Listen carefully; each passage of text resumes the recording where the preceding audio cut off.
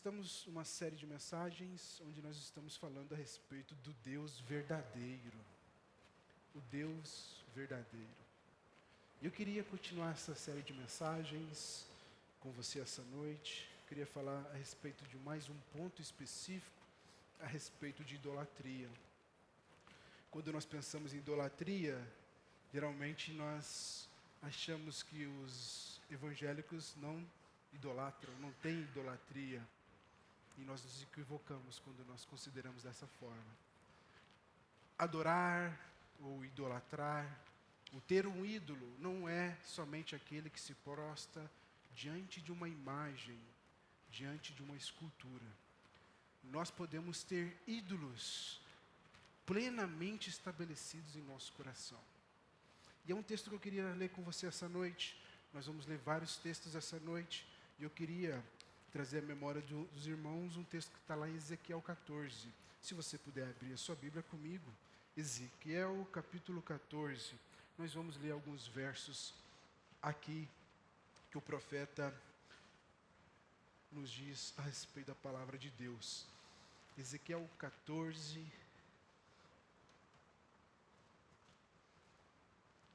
Diz assim a palavra de Deus, a partir do verso 1. Ezequiel 14, a partir do 1.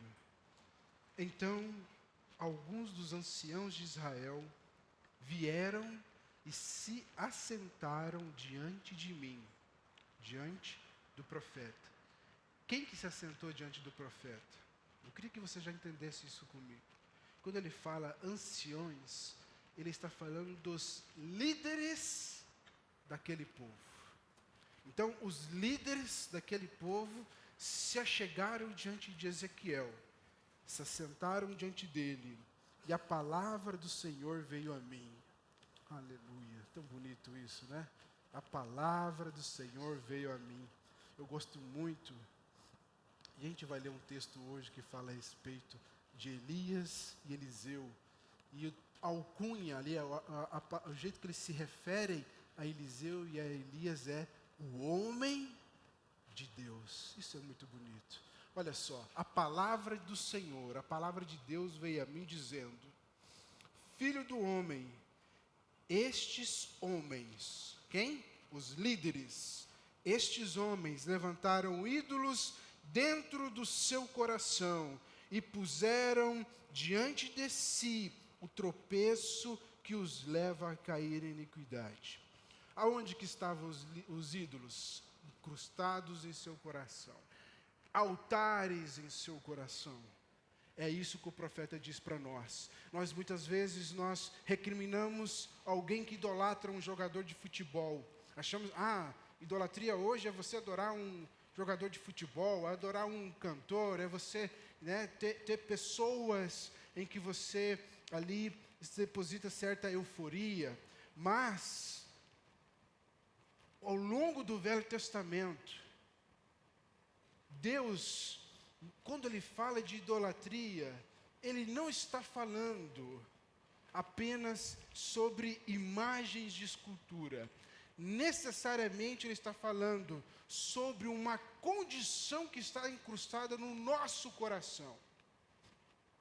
Eu quis começar essa mensagem usando esse texto, porque nós sempre temos esse receio ou essa capacidade de achar que a mensagem não é para nós.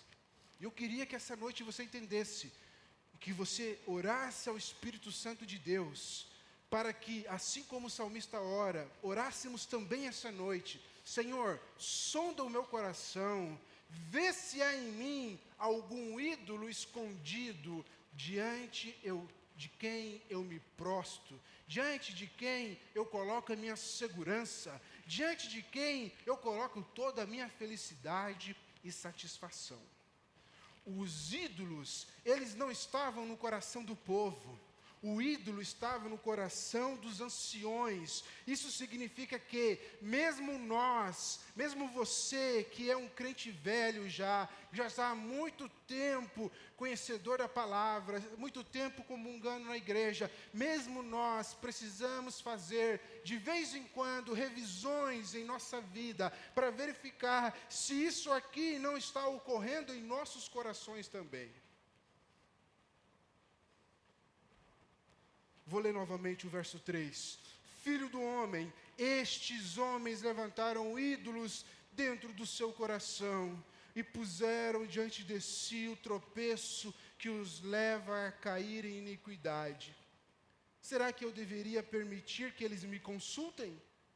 Portanto, fale com eles e diga-lhes, assim diz o Senhor: qualquer homem da casa de Israel que levantar ídolos dentro do seu coração e puser diante de si tropeço que o leva a cair em iniquidade, e que depois vier consultar um profeta, eu, o Senhor, lhe responderei segundo a multidão dos seus ídolos. Isso nos traz certa reflexão, porque o texto diz multidão. Então eu não tenho que tomar cuidado apenas com um ou outro ídolo.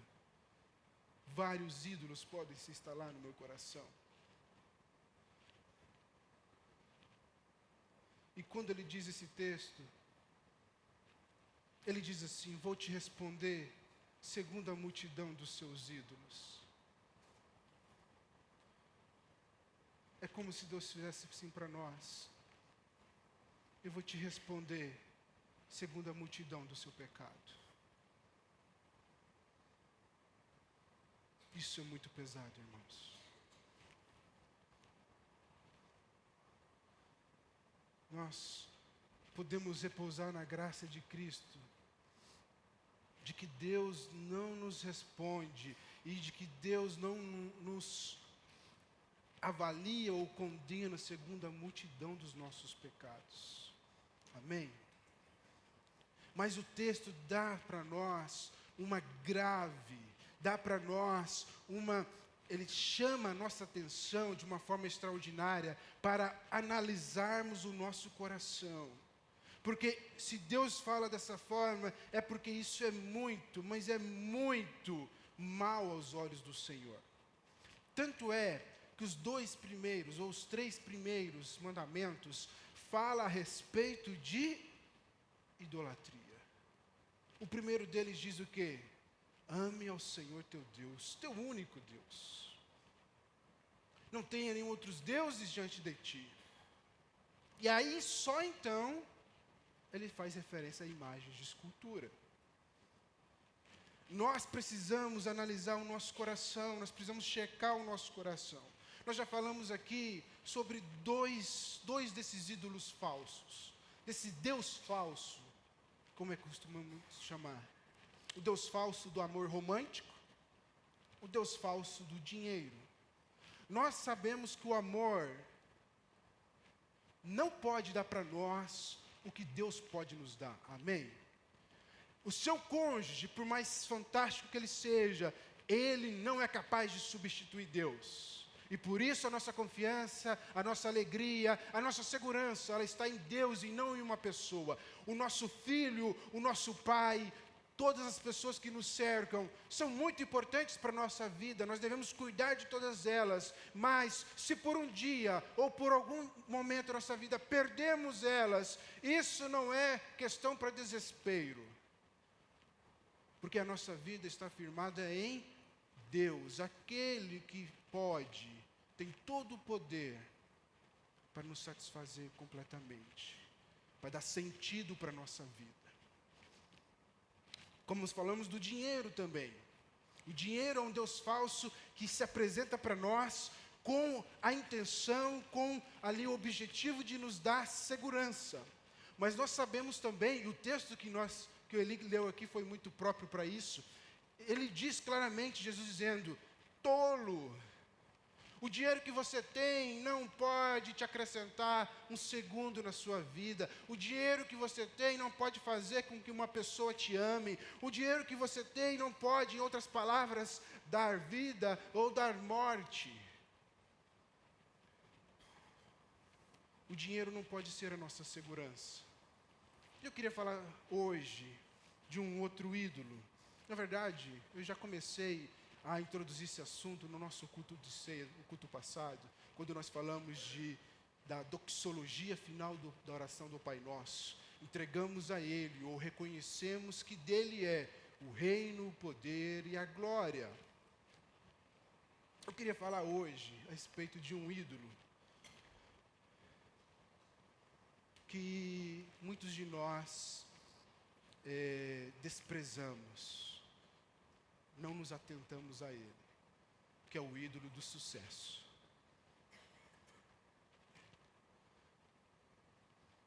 Quando nós olhamos para todos os deuses, a Bíblia nos relata de alguns deuses, né?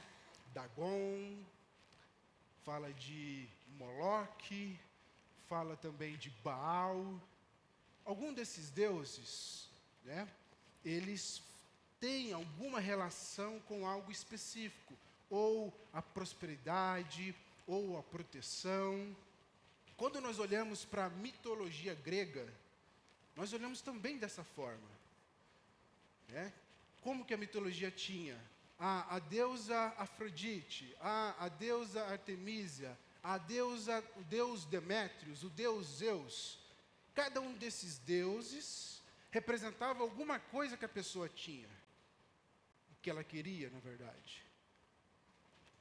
É como se alguém quisesse, eu quero que chova na minha plantação. O que eu vou fazer?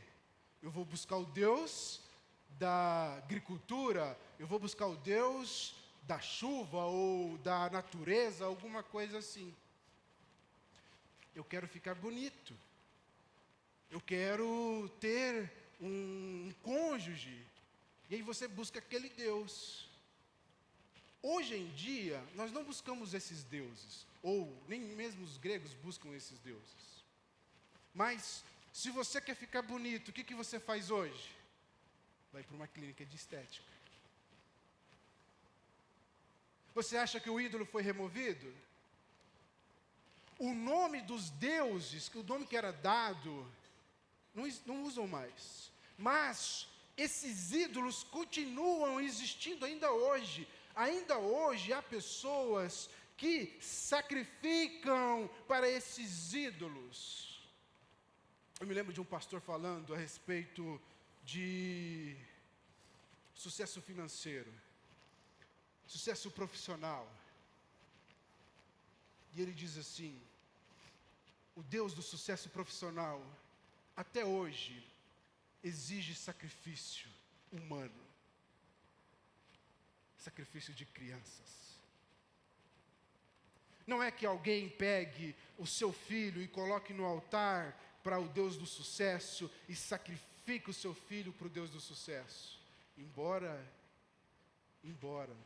existam muitos lugares onde ainda há rituais de magia negra com sacrifícios humanos. Mas como eu sacrifico o meu filho para o Deus sucesso? Eu faço o seguinte: eu coloco meu filho na escola de manhã, eu coloco ele na creche à tarde, e à noite eu coloco uma babá para cuidar dele. Porque na verdade eu tenho que trabalhar de manhã, de tarde e de noite. Porque senão eu não dou conta. Porque senão eu não fico rico. Porque senão eu não ascendo na minha carreira profissional. Porque senão não vão me levar a sério. E afinal de contas, eu li num livro que diz que para mim ficar rico, eu tenho que trabalhar 16 horas por dia, 18 horas por dia. Então o que eu vou fazer? Eu vou sacrificar o meu filho porque eu quero é ter sucesso. Quando não aborta ainda no ventre, não posso ter filho agora. Tenho muitos planos para a minha vida.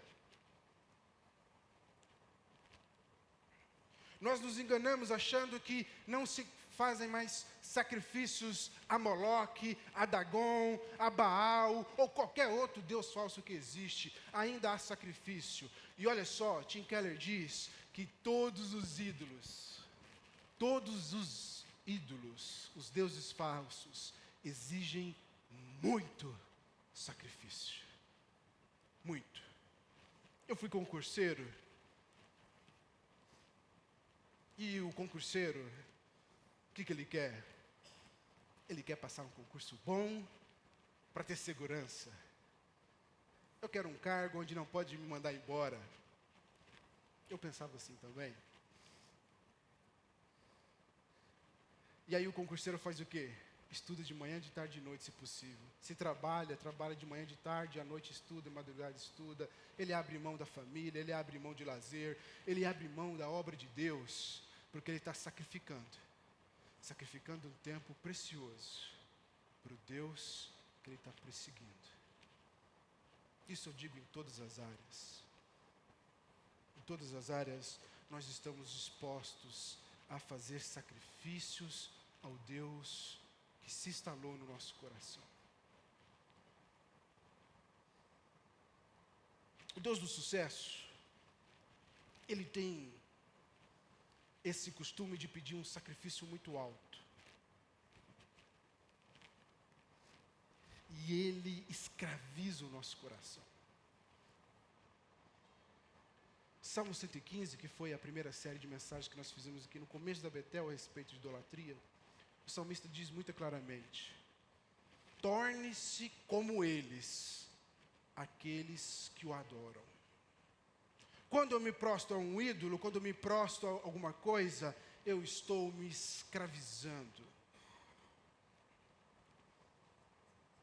E em nome do sucesso, nossa juventude, você jovem que ainda não escolheu sua profissão, os nossos jovens, adolescentes, eles têm deturpado totalmente a sua visão de mundo, de futuro e de profissão.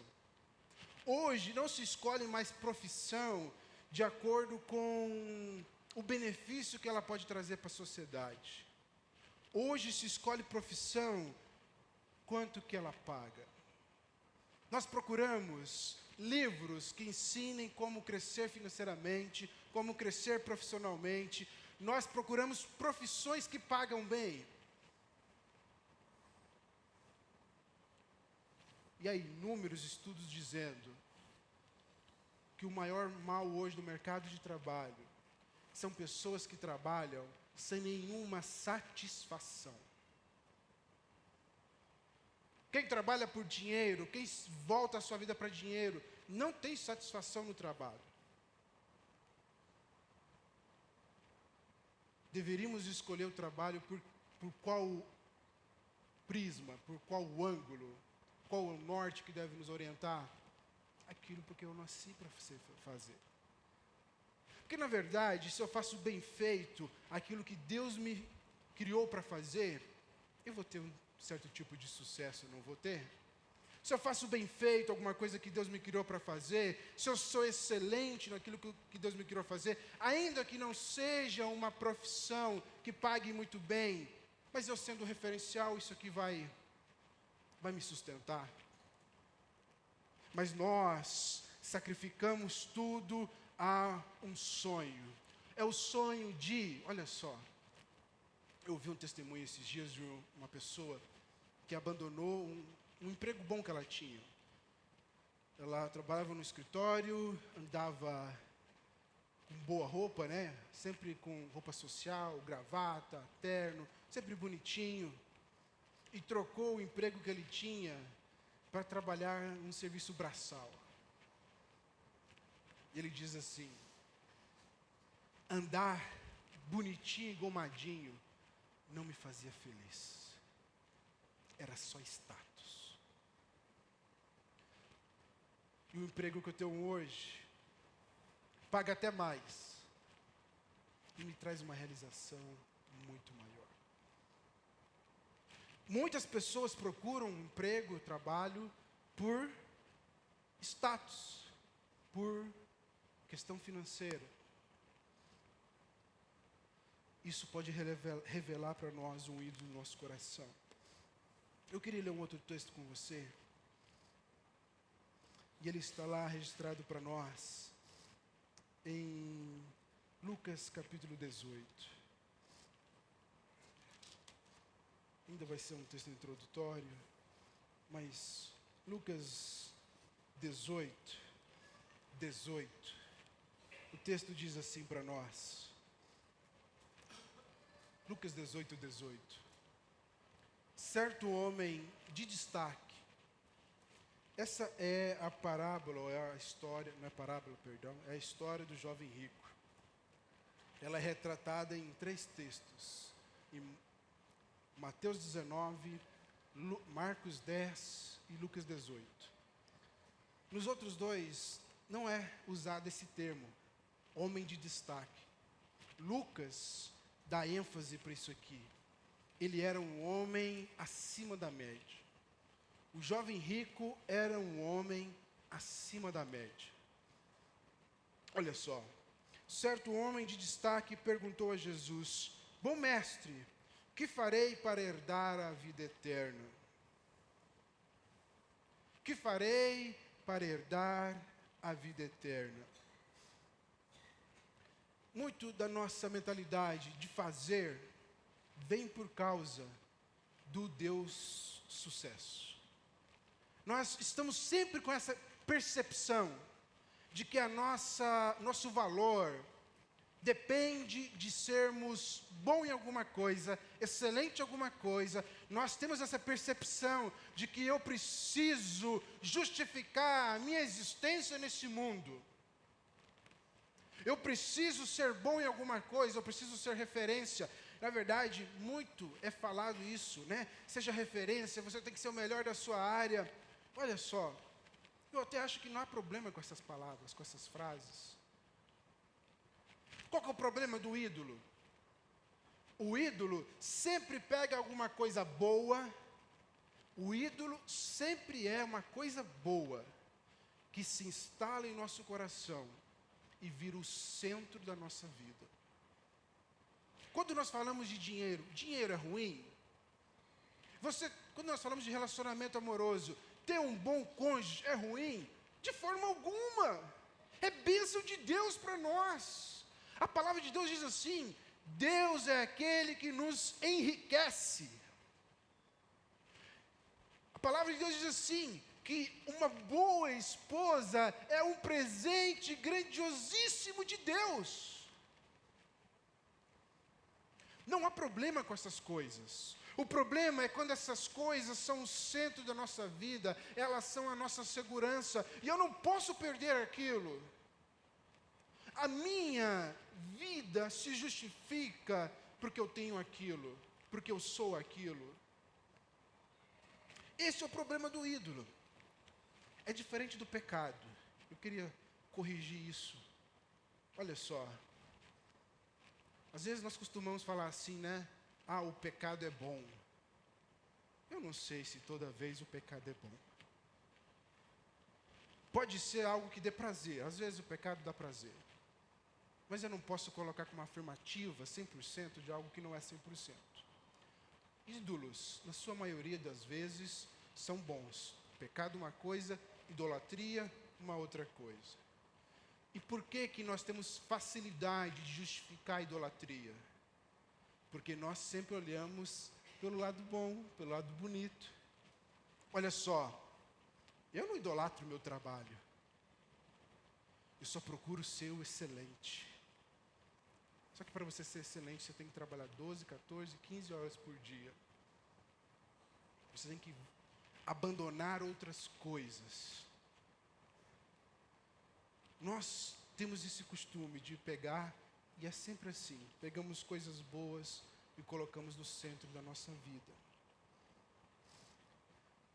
Porque, eu lembro, eu estava meditando para essa mensagem, eu gostava na minha adolescência de ouvir um DJ, né? Ele pegava músicas e remixava.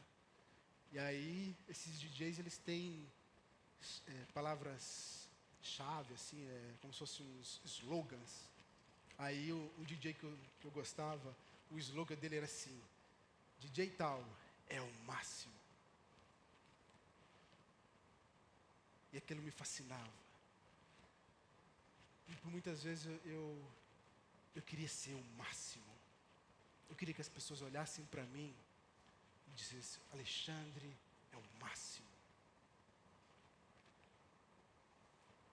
Nós achamos que isso vai dar valor, nós pensamos assim: agora vão ter que me respeitar. Acha que está mexendo com quem? Nós buscamos ser o máximo.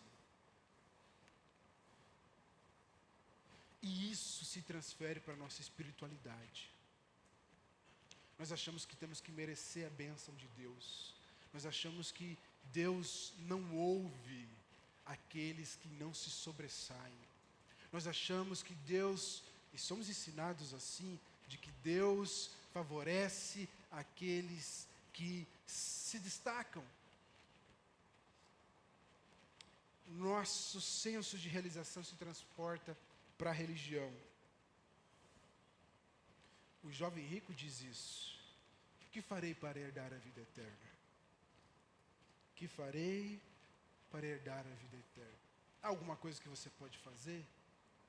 Há alguma coisa que eu posso fazer para herdar a vida eterna? O evangelista Lucas usa para o jovem rico essa expressão, homem de destaque, né? Perdão, deixa eu olhar aqui. Homem de destaque. Era alguém que se sobressaía.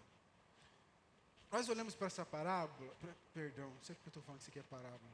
Olhamos para essa história e achamos que de repente ele era prepotente. De repente fosse. Mas ele tinha razão para ser prepotente. Se você conhece o texto, você pode ler depois, não vai dar para nós lermos esse texto. Mas Jesus diz para ele o que ele tem que fazer. E qual que é a resposta do jovem rico para Jesus? Desde minha infância tenho feito tudo isso. Desde minha infância tenho feito tudo isso. E note, Jesus não o repreende. Possivelmente, ele tenha realmente sido daquele cara, sabe aquela pessoa que você olha certinho, você não encontra um defeito? O cara é disciplinado, o cara é inteligente, o cara é comprometido, o cara é bom. De repente, para esses que se acham bons, ou que realmente são bons, seja muito mais difícil de se encontrar com a graça de Cristo. É a cultura de fazer por merecer. Jesus diz para ele que ele precisava fazer mais uma coisa. Havia um ídolo no seu coração. E ele precisava se desfazer daquele ídolo. E o ídolo era as suas posses. As suas posses eram seu ídolo e controlavam a sua vida.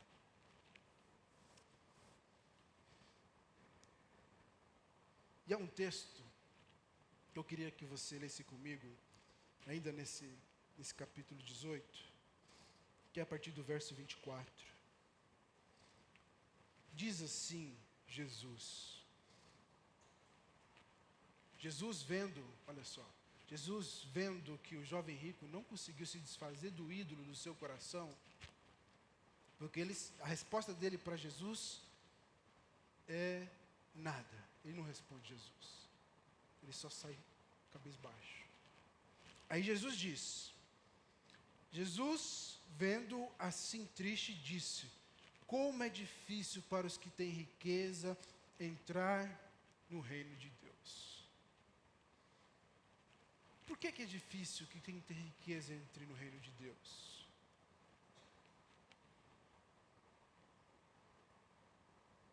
Essa palavra riqueza, você pode substituir ela por qualquer outra palavra. Como é difícil para os que são bonitos ou muito bonitos entrar no reino de Deus. Cabe.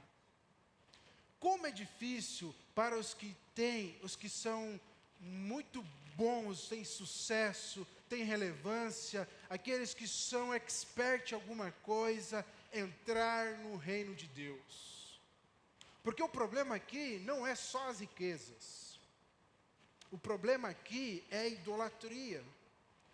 Jesus está usando como exemplo o exemplo do jovem rico, mas se você olha a sequência do texto e os discípulos fazem algumas perguntas para Jesus, mas nós entregamos tudo.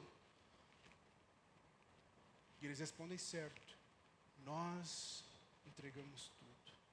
Nós só temos um Deus no coração. O Deus verdadeiro. É muito difícil para aquele que é muito competente, muito bem-sucedido, abrir mão do seu sucesso para receber a graça de Deus.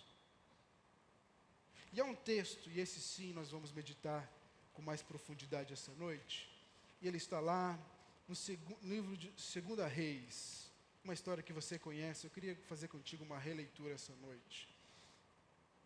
2 Reis, capítulo 5. Vou ler alguns versos somente, os necessários, para que possamos meditar nessa mensagem. Verso de número 1 do capítulo 5, se você se lembra, é a história de Naamã. Naamã, comandante do exército do rei da Síria, era grande homem diante do seu senhor e de muito conceito. Alguma semelhança com o jovem rico? Quase toda, né? Olha só. Porque por meio dele, o Senhor, aqui está tudo em caixa alta. De repente fica difícil de você entender, mas o primeiro Senhor ali é o rei da Síria. O segundo Senhor é o nosso Deus. Né? Tem como mudar? Será? Não. Não? Tá? Aqui está certo. Melhor. Então, Naamã, comandante do exército do rei da Síria, era grande homem diante do seu Senhor e de muito conceito. Olha quantos adjetivos o texto vai dando para Naamã. Ele era comandante do exército, ele era um homem de muita influência, muito poder, muito conceito, muita honra, muito respeitado, porque por meio dele, aí, o Senhor, o nosso Deus, tinha dado vitória à Síria. Ele era herói de guerra. Pelo menos 5 adjetivos para Naamã. Só que daí tem uma vírgula. Tem um porém. Se você se lembra da nossa ministração sobre Jacó, queria te lembrar essa noite. Sempre tem um porém. O seu dinheiro, o seu sucesso, sua fama, sua honra, seu respeito, seu renome diante da sociedade, nunca vai ser suficiente. Esse homem tinha tudo o que um homem queria. Olha só, comandante de um exército, herói de guerra, muito respeito, um conceito elevado diante da sua nação. Ele era como, né, vamos pensar no Brasil, como um Ayrton Senna. Ayrton Senna é um homem que nos inspira. Ele tinha muita honra, muito respeito, tinha dinheiro, tinha sucesso, tinha fama, era muitíssimo competente.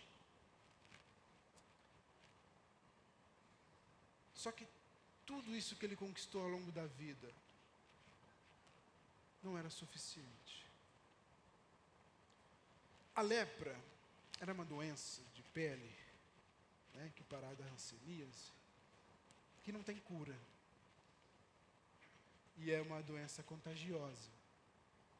Então, o leproso não pode estar no meio das rodas sociais. Não pode nem estar no meio da sua família. Imagina você, alguém que tem como objetivo de vida.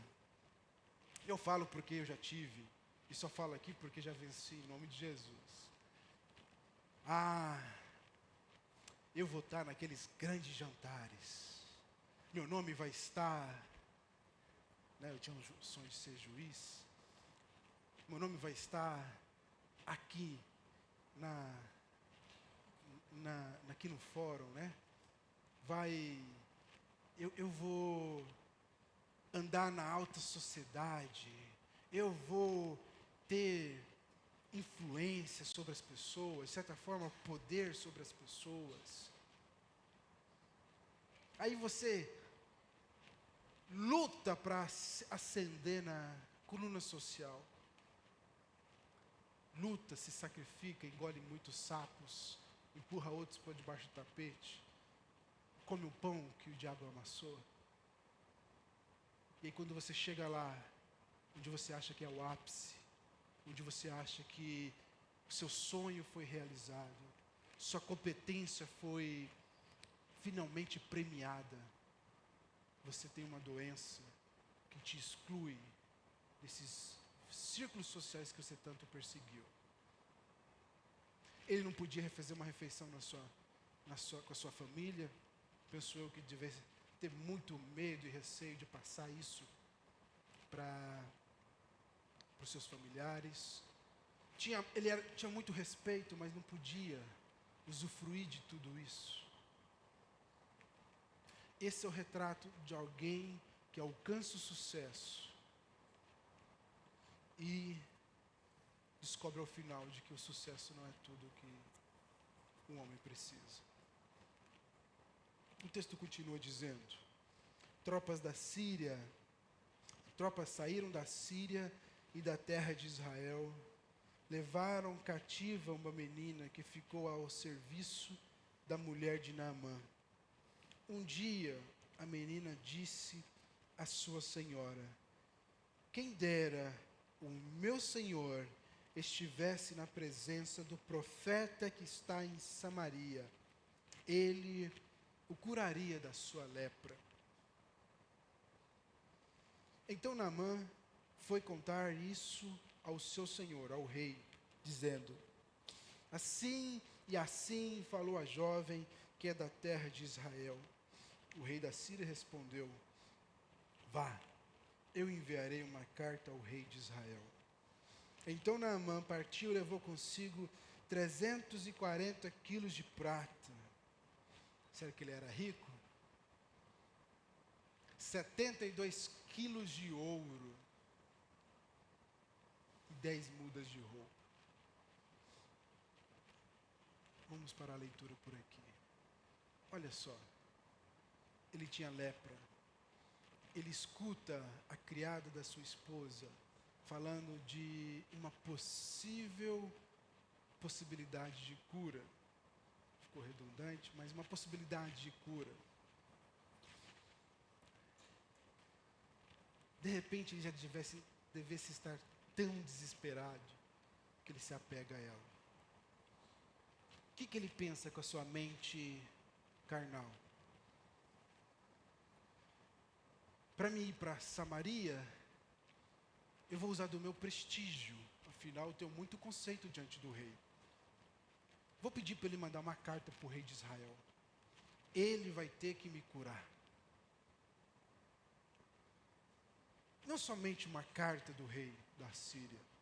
Eu vou pegar também uma boa quantidade de dinheiro, porque eu preciso dessa bênção. Muitos de nós relacionamos com Deus assim. Muitos de nós nos relacionamos com Deus achando que nós podemos controlar o Deus de Israel. Eu queria te dizer essa noite: o Deus de Israel não está à venda, não se dobra. Ele é, eu gosto de uma expressão, não me lembro qual cantor antigo usava, mas desses hinos bem antigos, o nosso Deus, ele é indomável. Nosso Deus não é domesticado. Eu não posso comprar. Ele de repente estava acostumado com os deuses dele. Os deuses dele, ele chegava lá, fazia uma oferenda, fazia alguma coisa, e aí o seu Deus era obrigado a fazer a bênção, era obrigado a fazer o que ele pedia. Mas não se engane, não é assim com o nosso Deus. O nosso Deus não se dobra diante de alguém que tem sucesso e manda uma carta de recomendação. O nosso Deus não se dobra diante de altas quantias de dinheiro. Não é assim que nós nos relacionamos com Deus. Então nós temos o jovem rico que quer se relacionar com Deus, ou quer fazer alguma coisa para Deus, para merecer a bênção de Deus, merecer a salvação. Mas temos, do outro lado, alguém que nós chamamos, de uma nação ímpia que tenta se relacionar com o nosso Deus comprando a bênção. Muitos de nós hoje não temos 72 quilos de ouro, mas achamos que um jejum de 21 dias, Deus vai me dar a minha bênção. Ah, se eu participar da campanha de oração tal, Deus há de me abençoar. Eu quero te dizer essa noite, igreja, não é assim que o nosso Deus se relaciona. O nosso Deus, Ele não barganha a bênção. O nosso Deus, Ele não faz transações comerciais. O nosso Deus não está interessado naquilo que você pode dar, porque nada que você pode dar para Deus, daquilo que Ele já não tenha. Nós podemos fazer jejum para o nosso coração ser amolecido, para me ouvir a voz de Deus. Muitas vezes nós estamos na correria do dia a dia e eu preciso de um momento de silêncio. Então eu faço um voto de solitude, um voto de silêncio. Eu vou ficar 5 horas por dia sozinho no meu quarto, ouvindo a Deus ou tentando silenciar todas as outras vozes. Eu posso fazer um voto de ficar sem rede social por 30 dias, 60 dias. Eu posso fazer um voto para que eu consiga de alguma forma ouvir Deus, mas nunca, nunca, nunca Deus vai me abençoar por algo que eu tenha feito.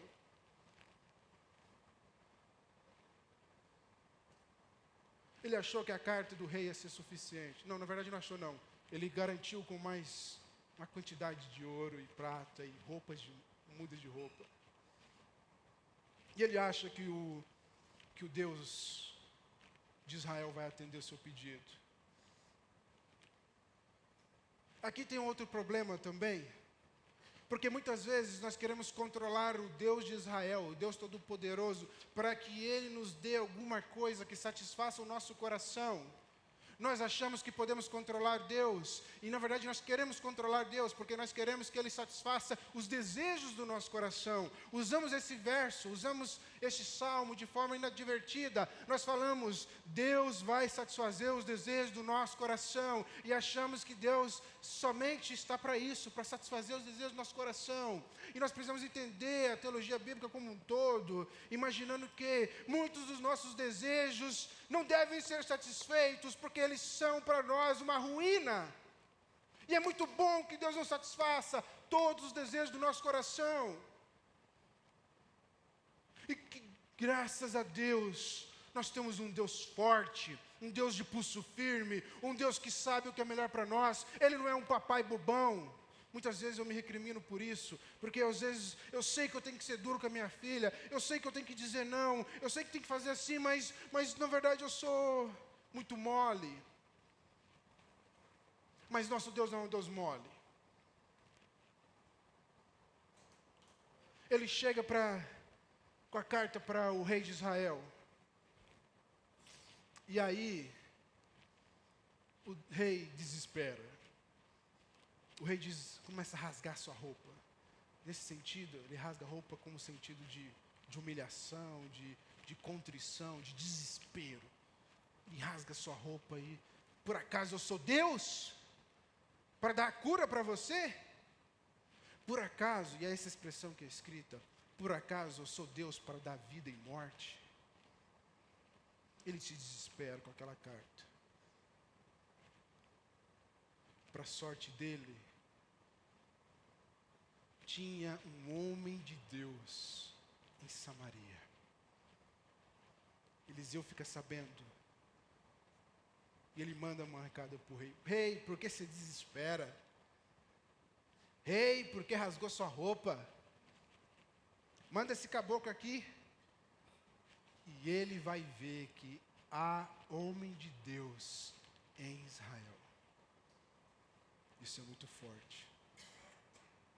Eu me senti muito confrontado quando li isso aqui. E o comentário bíblico não me aliviou muito. No verso de número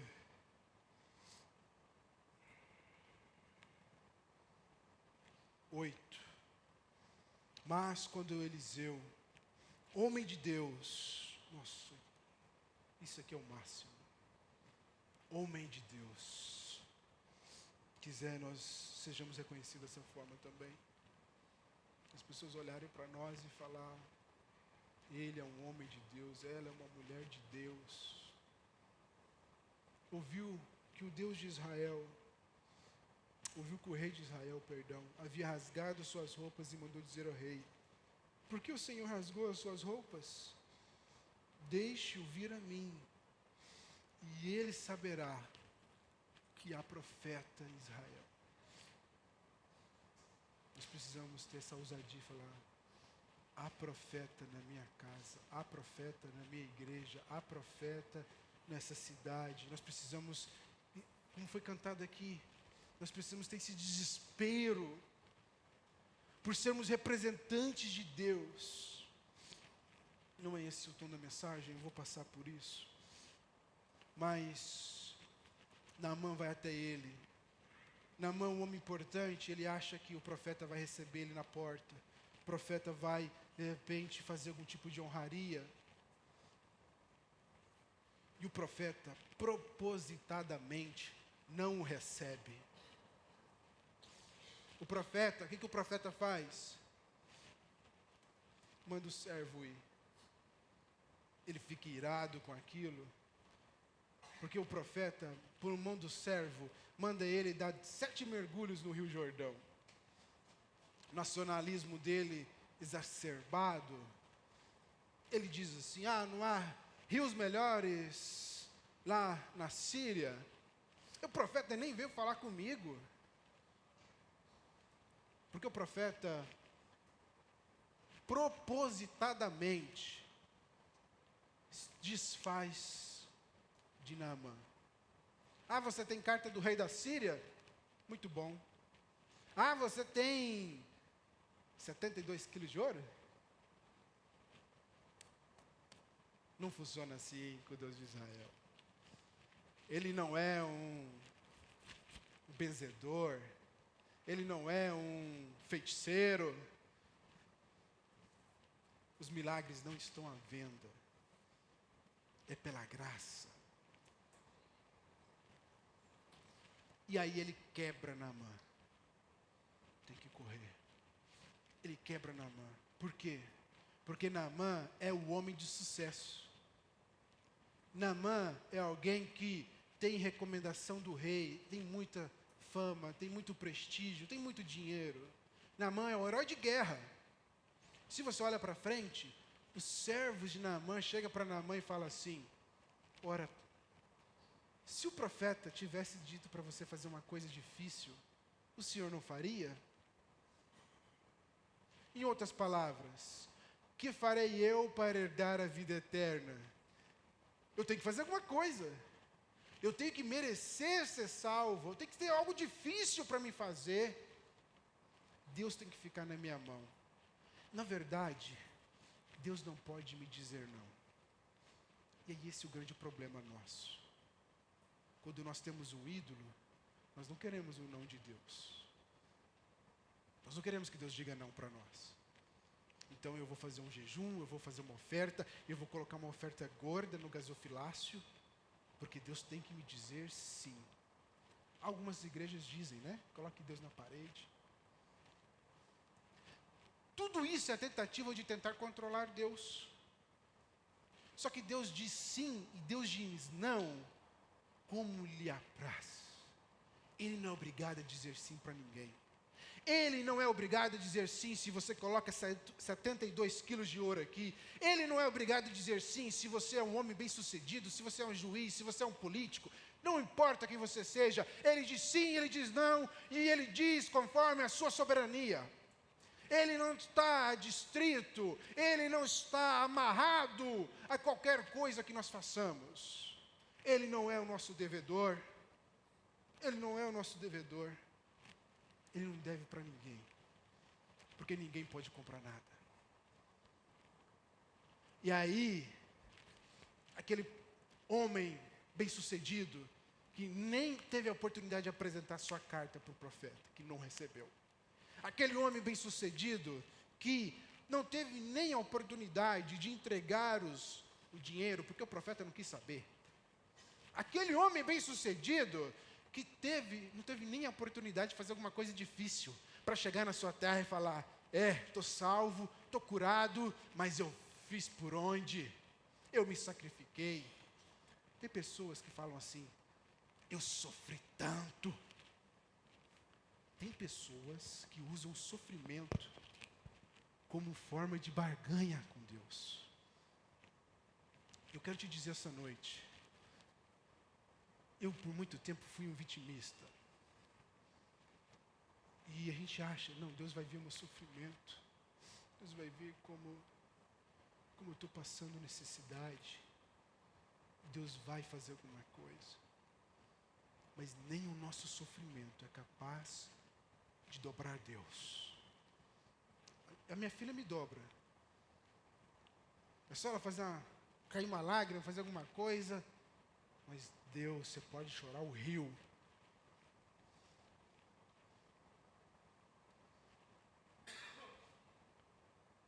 E aí o Naamã tem que se dobrar.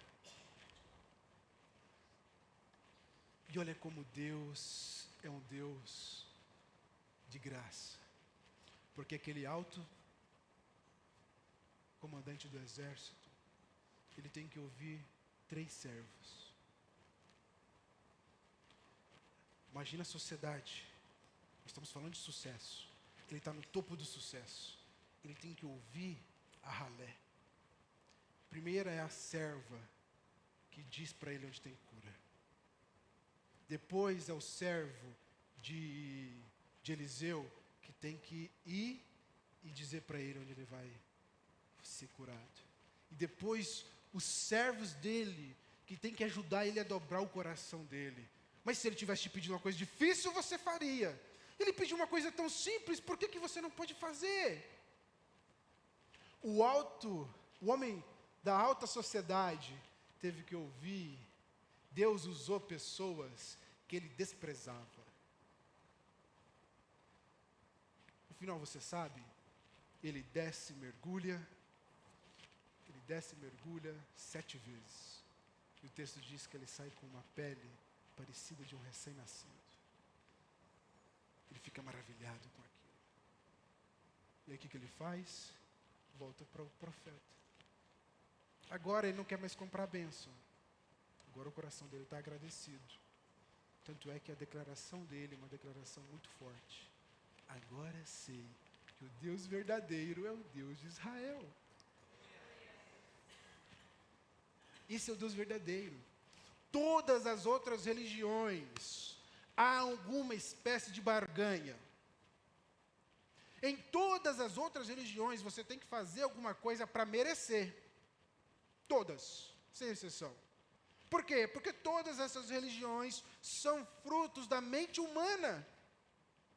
A nossa mente humana é essa mente que diz, Senhor, o que eu preciso fazer para alcançar a vida eterna? Por isso que o cristianismo é diferente de todas as outras religiões. Por isso que tem teólogos que falam, o cristianismo não é uma religião. Nós temos um monte de religião e temos o cristianismo. Porque ele é diferente de tudo. Com Deus, o Deus de Israel você não compra. Não tem mercado. Não tem o que você fazer. Você tem que se humilhar e se submeter. Por isso que eu falei para você lá, quando Jesus fala, é muito difícil um rico entrar no reino dos céus. É muito difícil uma pessoa bem-sucedida, porque ele quer fazer valer todo o seu sucesso, ele quer fazer valer é muito difícil para nós. É muito difícil para nós se submeter, se humilhar diante de Deus. E a única moeda, se existe uma moeda no reino dos céus, você reconhece o seu pecado, você reconhece que você não pode, e você se submete àquele que pode. Ele queria fazer uma coisa difícil, foi tomando banho num rio que diz que não é um dos melhores, e ele foi salvo. Ele chega para o profeta e faz essa declaração extraordinária. E o profeta o despede. O profeta não recebe o presente dele. O profeta não recebe nada. Vai em paz.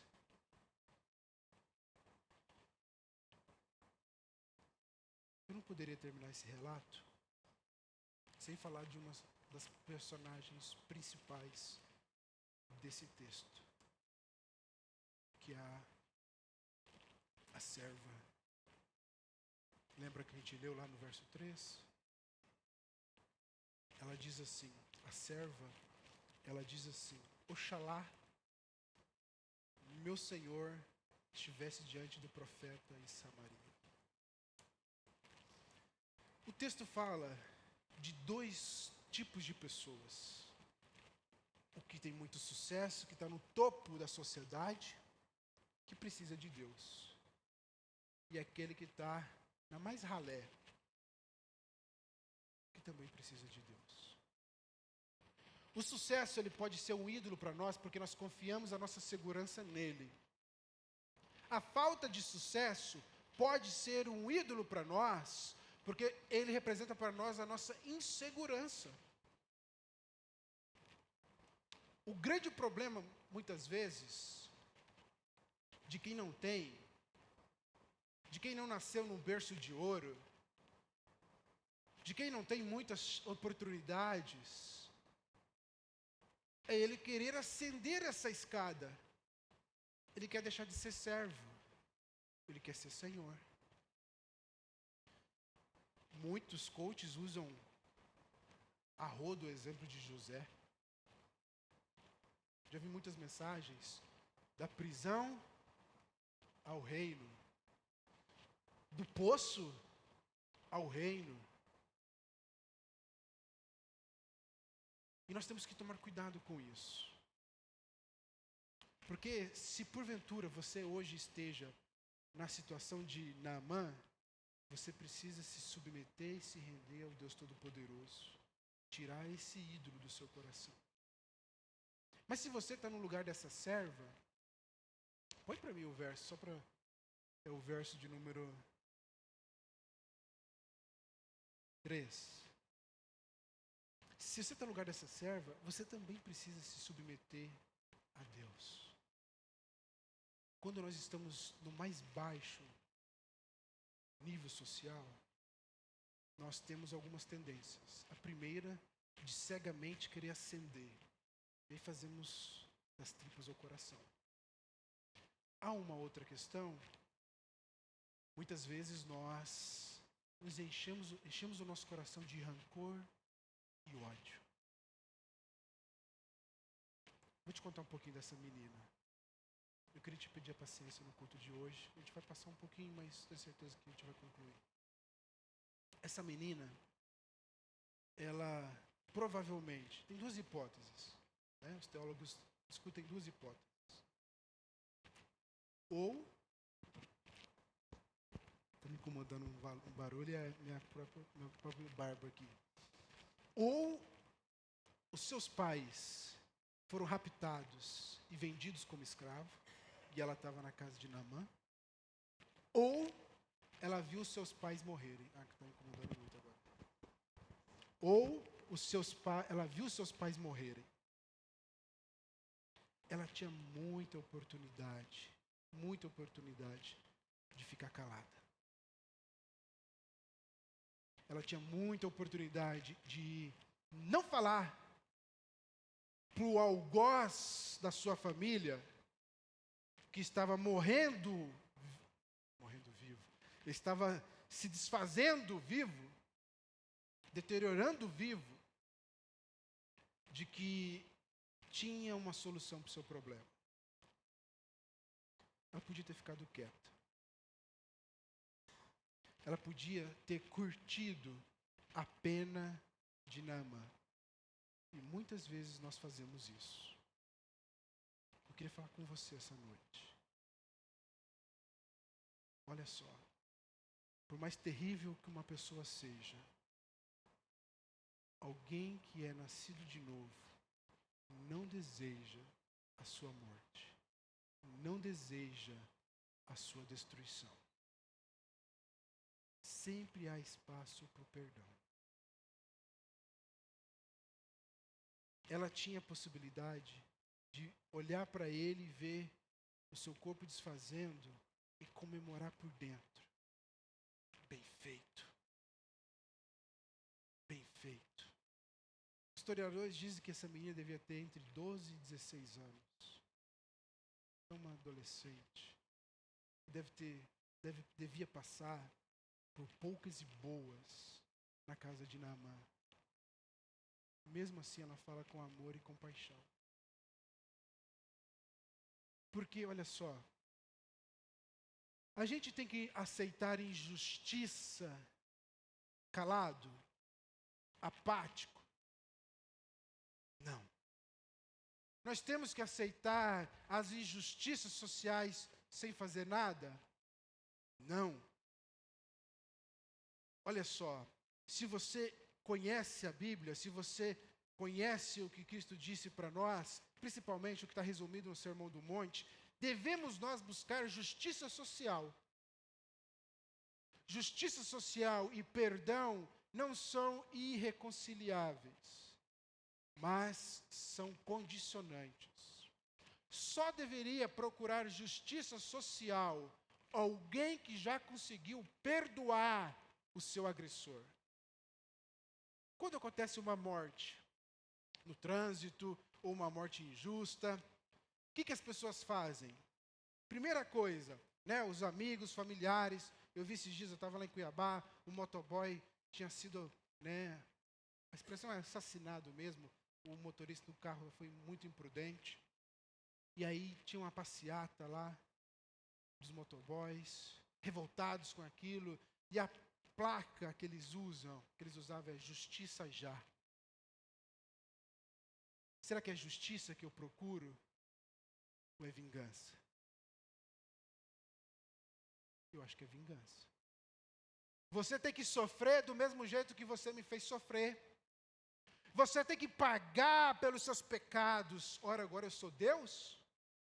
É eu que decido quem que paga e como que paga pelos seus pecados? Muitas vezes nós desejamos o mal ou esperamos que o mal aconteça como vingança. Muitas vezes nós não podemos pedir justiça se antes o nosso coração não foi tratado e nós tivermos um coração para perdoar. Porque se eu não perdoo, eu busco justiça.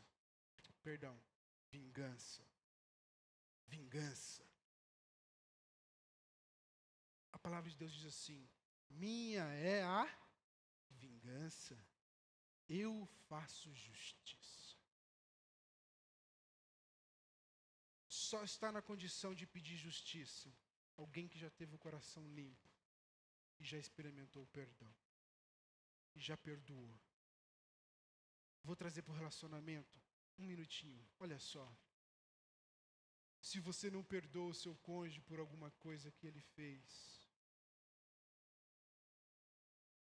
você não está em condição de pedir justiça.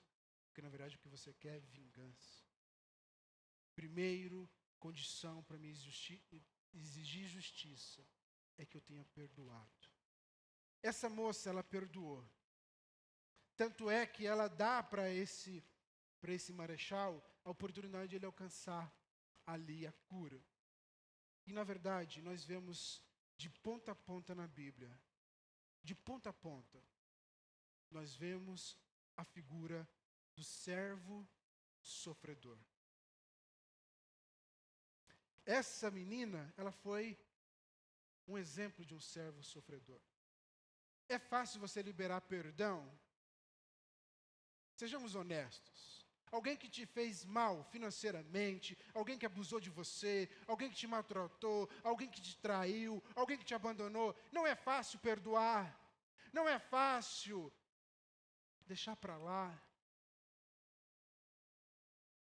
E o ato do perdão é justamente o ato de aceitar perder.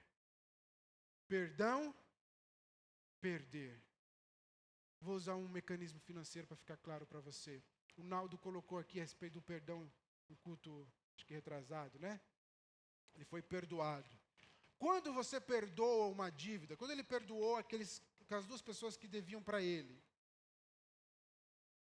para aquelas duas pessoas saiu de graça. Mas ele suportou o dano. Não se engane.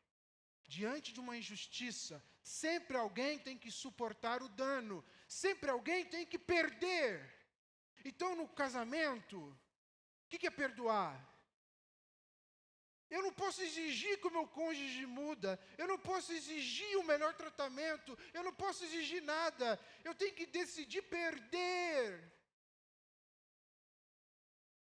Eu tenho que assumir a dor, eu tenho que assumir a perda. Isso é perdão. Aquela jovem, ela assumiu perder, ela olhou para ele, ela não quis descontar nele, ela assumiu a perda, todo aquele mal ela colocou na sua própria conta bancária e perdoou. Está quites, não está me devendo mais nada. E está aqui, ó, se você for lá no profeta de Samaria, você tem a cura. Mas nós não decidimos perder, nós temos dificuldade de perder. Eu me lembro quando eu estava estudando o mercado financeiro, primeira coisa que ensina os coaches é você tem que aprender a perder. Porque se você não aprende a perder, cada vez você quer recuperar, quero recuperar. Não, eu perdi 100 hoje, mas amanhã eu recupero. E aí amanhã você perde 200, depois você tem que recuperar, aí você perde 300. E o buraco é maior, e o buraco é cada vez maior, e você vai se afundar no seu vitimismo, no seu rancor, na sua ira, na sua cólera. Mas se eu decido perder, se eu decido parar o jogo, tudo bem, segue a sua vida, eu não tenho mais reclamação contra você. Eu, inclusive, limpo meu próprio coração. Porque não se engane. Se você não libera perdão, e eu citei o exemplo aqui da justiça, a justiça nunca é perfeita. Alguém mata alguém hoje, se fica 3, 4, 5 anos é muito. Se você acha que isso vai te dar algum tipo de conforto, não vai. A hora que você vê aquela pessoa na rua, seu coração se enche de cólera novamente. Precisamos aceitar perder. Perdão é sempre uma decisão de saber perder. Essa menina, como serva sofredora, ela nos lembra o servo sofredor de Isaías 53. Hoje nós somos perdoados dos nossos pecados. Hoje nós temos perdão em Cristo Jesus. Hoje nós temos a vida eterna por meio de Cristo Jesus. Costumamos falar, é de graça, e é de graça mesmo, para nós foi de graça. Porque nós precisamos o quê? Como Naamã, uma coisa muito simples. Muito simples. Não precisamos pagar rios de dinheiro, não precisamos fazer coisas difíceis. Para ter a vida eterna, você precisa fazer tal coisa, ser irrepreensível, fazer isso, fazer aquilo, doar para os pobres e um monte de coisa. Não! É só me submeter a Jesus. Para nós é de graça. Mas Ele aceitou perder.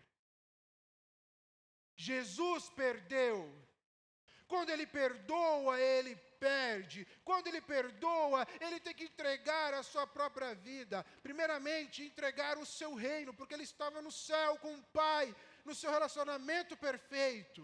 E Ele decide descer da sua glória e vir para este mundo, onde nós cuspimos em sua cara, onde nós fazemos blasfêmias, onde nós insultamos, onde nós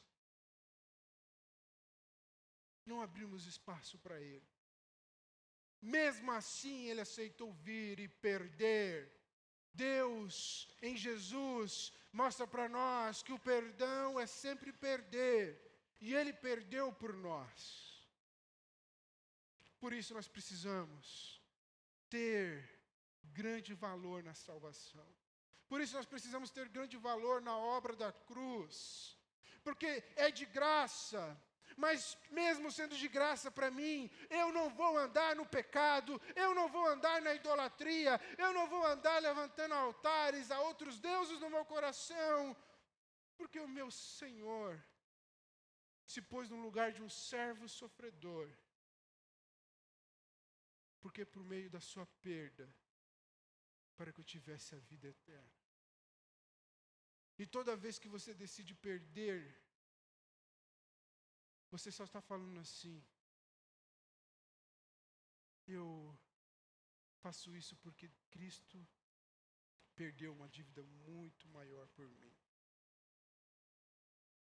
Hoje eu consigo perder esse pouquinho, porque eu vi o meu Senhor perdendo toda a sua glória por amor de mim. E eu não posso ficar exigindo vingança quando o meu Senhor não fez questão de vingança. Ele decidiu se entregar no madeiro. Essa é a mensagem que nos liberta. Eu não preciso ter condição social. Eu não preciso de sucesso em alguma área. Eu não preciso ser o máximo. Porque, na verdade, basta para mim saber que o meu Senhor é o máximo. Ele é o máximo. E eu não preciso provar o meu valor, eu não preciso provar nada. Eu preciso me render a Ele e saber que dele vem tudo o que eu preciso. A validação, o amor, o afeto, tudo vem dele. Se coloque em pé, vamos encerrar. Eu queria que você essa noite meditasse em seu coração, fizesse uma oração agora sincera a Deus. Nós não vamos ter um período grande de oração aqui, então que você tenha um período de oração na sua casa. Eu acredito que nós viemos para o culto, primeiro para adorar a Deus em comunidade, mas segundo para ouvir instruções da parte de Deus, para orientar como é que vai ser a nossa vida na semana. Você tem uma palavra de instrução de Deus essa noite. Você tem uma palavra que vai direcionar a sua semana. Tenha momentos de qualidade com esse Deus e faça uma oração ousada. Saia das preces, das orações decoradas. Senhor, sonda o meu coração, vê se tem algum ídolo. Se é o ídolo da realização, do sucesso, se é o ídolo da riqueza, se é outro ídolo. Não deixa eu equivocado. Não deixa eu buscar água em cisterna rachada. Eu quero beber do Senhor. Feche os seus olhos. Pai querido, essa noite nós estamos aqui porque nós amamos o Senhor, nós queremos o Senhor. Sabemos, ó Deus, que é o Senhor mesmo que coloca em nós esse sentimento. É o Senhor que nos atrai para Ti, é o Senhor que nos buscou, é o Senhor que nos busca, é o Senhor que foi lá nos buscar. Não tínhamos feito nada, não éramos ninguém, éramos pecadores, nós merecíamos o inferno. E o Senhor foi nos buscar, porque o Senhor nos ama.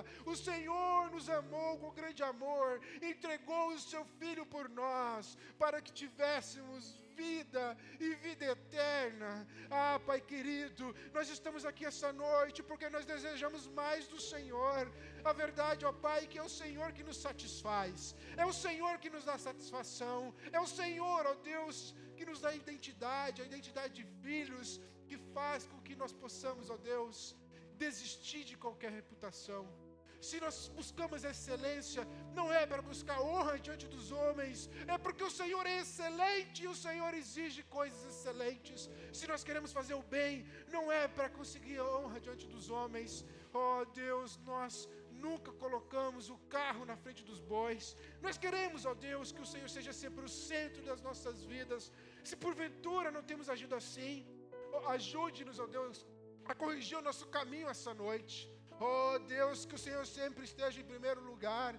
Nós possamos aprender com Naamã que o sucesso não é tudo na vida. Que nós possamos aprender com a serva sofredora de que podemos sim glorificar o Teu nome, exaltar o Teu nome, bendizer o Senhor, promover o bem das pessoas, principalmente daqueles que nos machucam e nos maltratam. Ah Deus, não há ninguém na alta, ninguém na baixa que não possa glorificar o Teu nome. E não glorificamos o Teu nome pelas coisas que conquistamos, pelo nosso sucesso, pelo nosso renome. Tudo é Teu, tudo é teu. E assim como diz o apóstolo Paulo, do que nós vamos nos gloriar?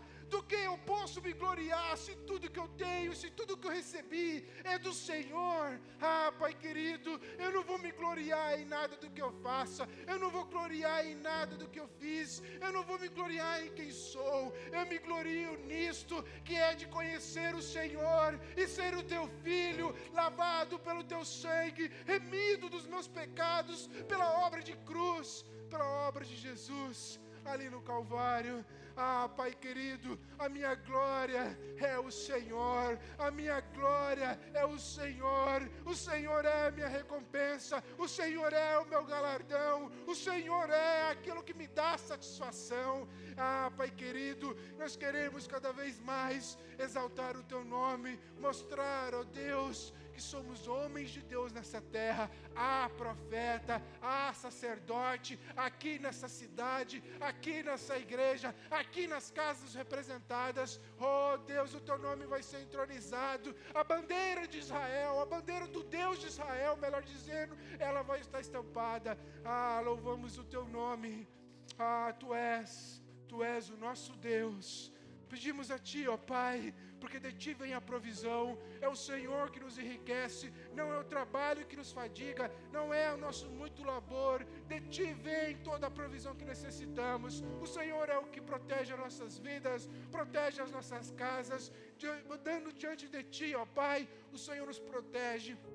Te pedimos, guie os nossos caminhos, endireita as nossas veredas. Se por um momento, ó Pai, andamos desgarrados de Ti, endireita as nossas veredas. Se por um momento, ó Deus, buscando outros deuses, endireita a nossa vereda. Ó Pai querido, nós queremos adorar somente a Ti, como nós cantamos aqui essa noite, glória somente a Ti, Senhor.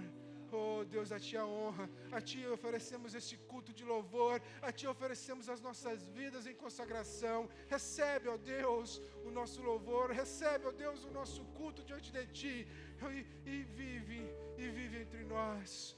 Oh Deus, transformando cada vez mais as nossas vidas, convertendo os nossos corações. É a oração que fazemos, em nome de Jesus, em nome de Jesus. Aleluia, aleluia. Cumprimente seu irmão com a graça e a paz do Senhor Jesus Cristo. Dele um abraço apertado. Deseje para ele uma semana abençoada. Vá viver a melhor semana da tua vida até aqui, em nome de Jesus. Amém? O amor do Pai, a graça do Filho, a consolação do Espírito esteja sobre nós, em nome de Jesus.